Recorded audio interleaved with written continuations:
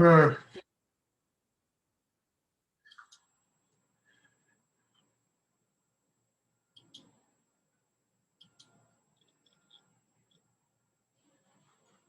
I just have an announcement. I mean, somewhere around the 20th, 21st of this month, I'm going to take a vacation.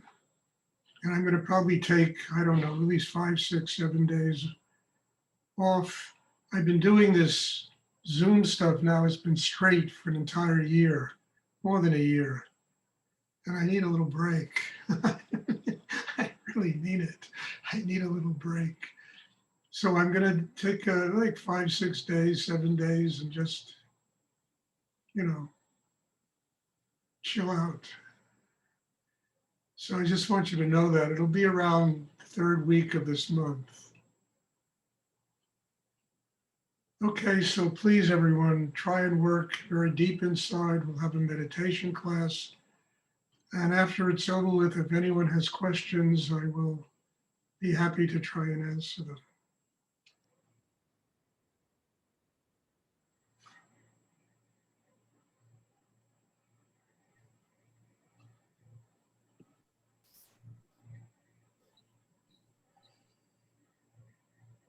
Hi, Stuart. It's Paula. Love came up very strongly and differently for me in this meditation. It was so beautiful. Could you please talk about the energy of love? You know, it's basically what we live for.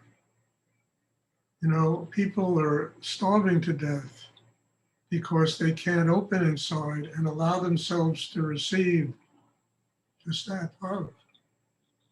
They can't connect with a higher force in the universe, you know, to receive unconditional love.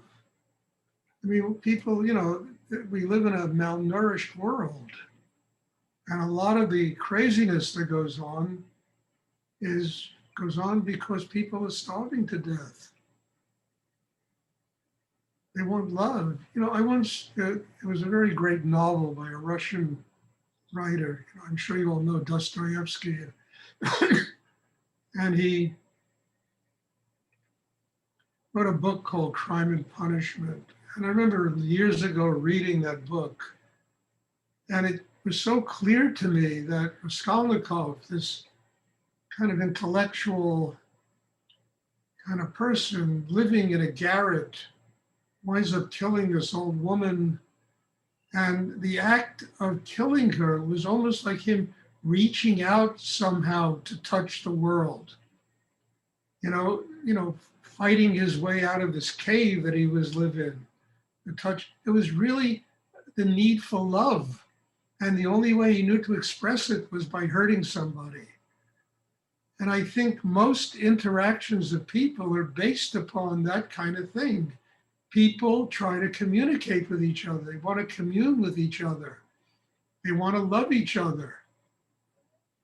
The problem is that they don't have the development inside them, you know, to do the things that are essential. First of all, to get the mind quiet, get the heart open, get centered inside, being able to give unconditionally. Because if you really love, you have to give unconditionally, to receive unconditionally. All of this is like a bouillabaisse. It's like a delicious soup of energy that makes it possible for us as human beings to embrace each other, to love each other, to commune with each other. You know, specifically, almost always the need to have one person in our lives who we can truly love. You know, but how does that happen if we're incapable of receiving and incapable of giving? So the whole, you know, focus of this meditation is building a system inside that is strong enough for us to learn how to love unconditionally. God is love. How do you love other human beings if you don't like yourself? Understand that it starts there. Learning how to like oneself, finding one's self-worth, finding out that we are worthy of having wonderful lives. We are really God's children living here. And the only reason we don't experience it that way is we cut ourselves off from it. We live in our little world of prejudice and right, a little cubicle that we create around ourselves, that we're very, picky about who enters and leaves, instead of opening and embracing life, finding that wonderment in ourselves, that child that is buried inside us, that is dying to dance and to love and to sing, I mean, all of that is part of that expression of learning how to open inside. And love isn't some kind of superficial, like, I love you, I love you. You see people, I love you on television, you look in their eyes and it's just bullshit, just words. It comes from a deep place inside. You don't even have to say anything. Just the look alone will tell another person how profoundly you love them and how deeply you've worked on yourself to make a place for them to live in your life.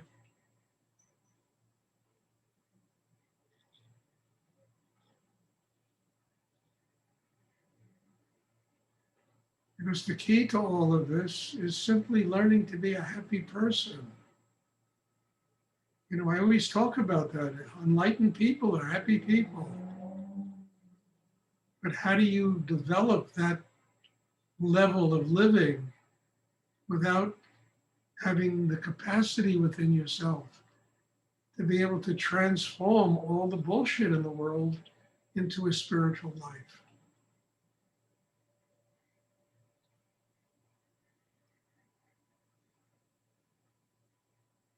Because ultimately, what do we all want? We want to be loved. We want to be embraced. We want to be happy. That's what people are alive for. Although you look out at the insanity of this world and you'd never believe it. I've gotten so tired of reading, I can't read the news anymore, I really don't give a shit what the hell is going on anymore. It's insane. The only preoccupation I have is with my own inner growth, my love for the people who come into my life every week, and the willingness to share that love and that years of training with the people that who really are working on themselves to develop an inner life that's strong enough to receive it.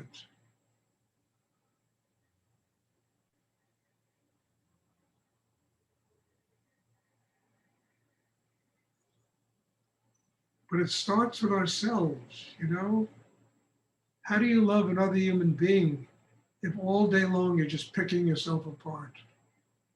If all day long, all you have is this cringing, neurotic inner life of chaos and lack of quiet and lack of simplicity, how can you love another human being if you don't like yourself? Not possible. So you got to start at the beginning. You don't start in the middle. The beginning is really building an inner life that allows us to come to terms with our self-worth in the world, the miracle of our own lives.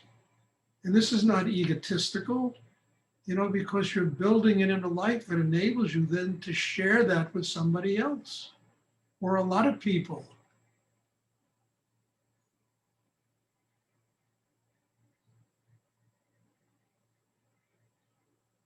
So the first love we have to have is truly a love of ourselves. And I don't mean that in an egotistical way where you walk out full of all kinds of personality and charisma and, and all that bullshit. It doesn't work. I mean a quiet, simple unfolding of consciousness in ourselves, an opening of the heart, the realization of the miracle of what our life is and the time we're given here to learn how to get to God. That's the kind of love I'm talking about. And then the unconditional giving, the unconditional receiving in life to your family, to your friends, to people, jobs, wherever you happen to be.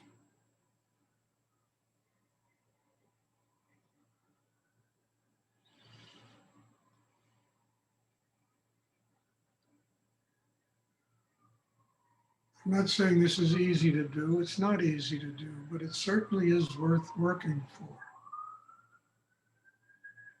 Because it not only saves one's own life, it also helps to save the lives of many other people. It's a healing. God is love. It's a healing. We're healing ourselves.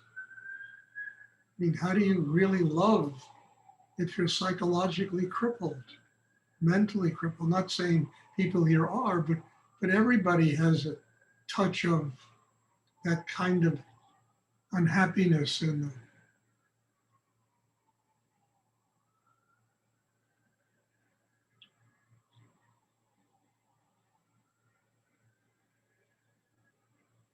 And in order for me to teach this class, there has to be room in my heart for everybody that's in it.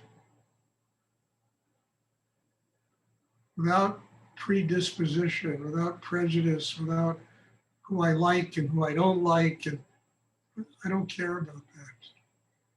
The only thing I care about is you want to have a spiritual life. And in order for me to transmit this teaching, I have to find a place in my heart for every single person who attends these classes. Whether I like them or I don't like them, that's all nonsense. That's me. And if I have to serve me, I will never be able to serve God.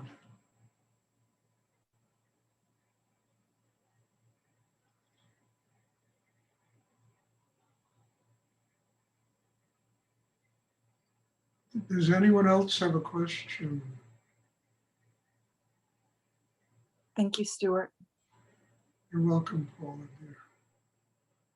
Well, I just love the growth that's taken place in you in the last year. It's really very special. Don't ever take it for granted, dear. You've come a long way since day one when I met you, and you know. Thank you. Does anyone else have a question I'd like to ask?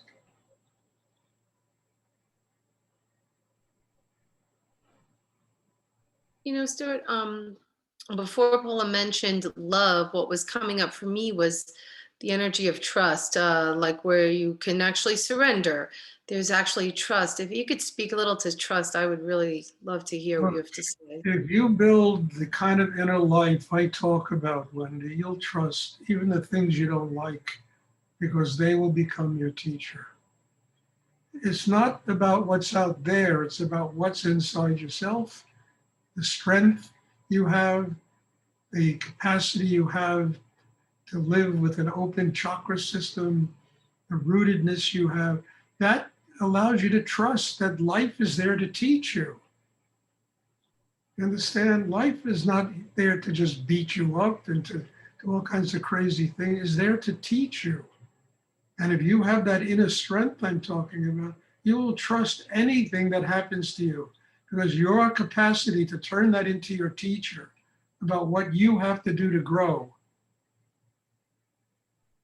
is amazing how you can do this.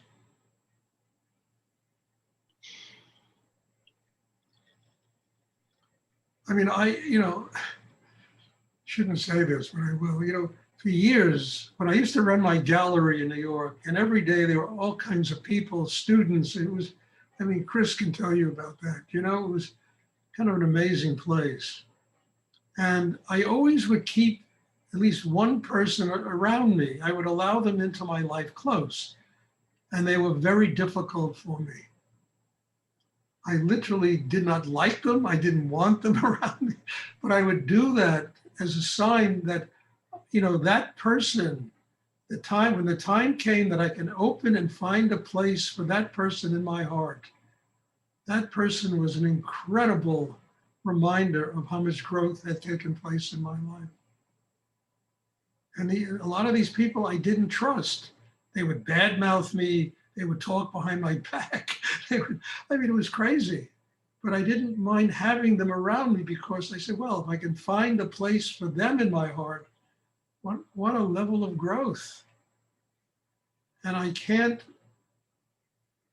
you understand, I can't sit around and judge what's right or wrong with other people. I have to trust that everyone who comes into my life has something to teach me about myself and has something to teach me about how I have to work in myself to get closer to God. Then you trust.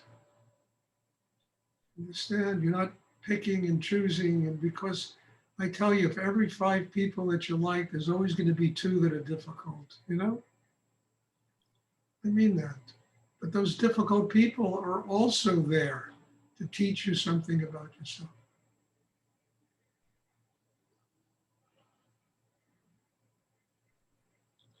You don't have to go looking for them. They always show up. You know? I need it. They always show up. I mean, it was like Rudy and his mother. Rudy's mother was a really difficult person. She was really difficult. She was, I mean, my God, you know, she was like a mafia mole, you know. We used to dance in nightclubs and go out with, you know, mafia people. And she was incredible. And she was tough as nails, tough, Brooklyn tough. You know what Brooklyn tough is? Tough as nails.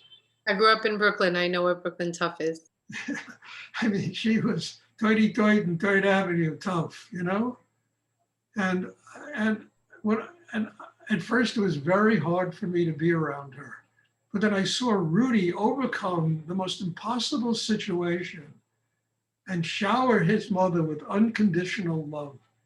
And she did some pretty difficult and terrible things to him when he was younger. And she's my mother. Once told me I couldn't pay a psychiatrist $1,000 an hour to teach me more about myself than my mother teaches me in 1 second. You know, she'll always find the one thing that's wrong and complain to me about it, you know? But he showered her with love. You know, it was incredible. He just got so big because of his mother. It was an incredible lesson for me. And then ultimately, when he passed on, I became such a close friend of hers, you know? I mean, when I used to go up to New York, I was the only person she would allow to sleep in Rudy's bedroom of all his students. And there was a deep love. There was a sharing. It was like a treasure. And yet, when I first met her, she was impossible. She was so difficult. And she was a very great sign to me about how much I had grown in my own life.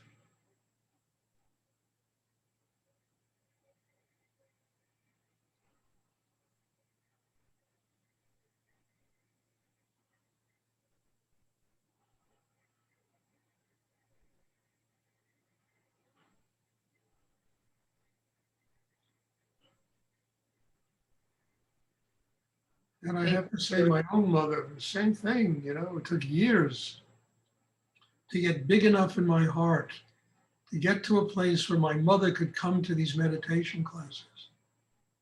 And that to me was one of the most extraordinary things that ever happened to me.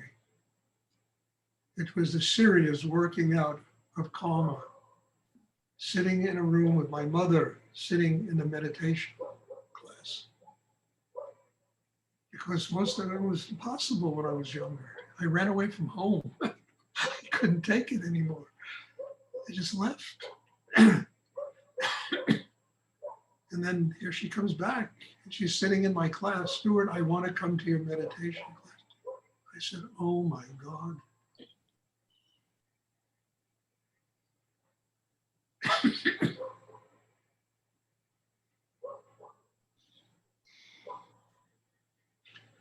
Does anyone else have a question?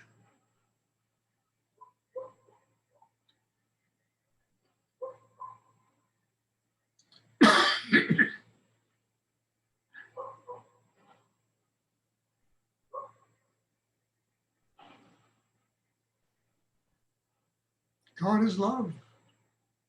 And what's really remarkable about that little God is love, 3 words, is that it's the thing that every single human being strives for in life.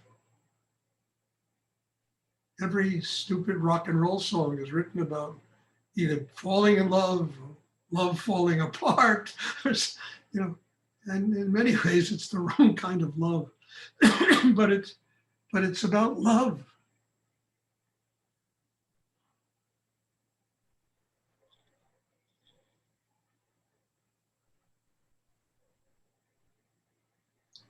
You know, I wrote a book about, you know, child sex trafficking in India and Nepal, and part of it is very dark.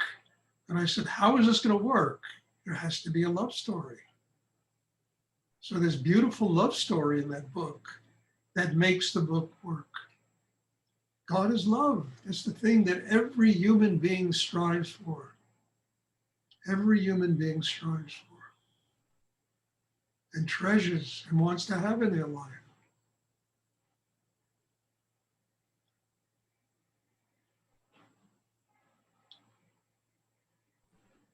Does anyone else have a question they would like to ask?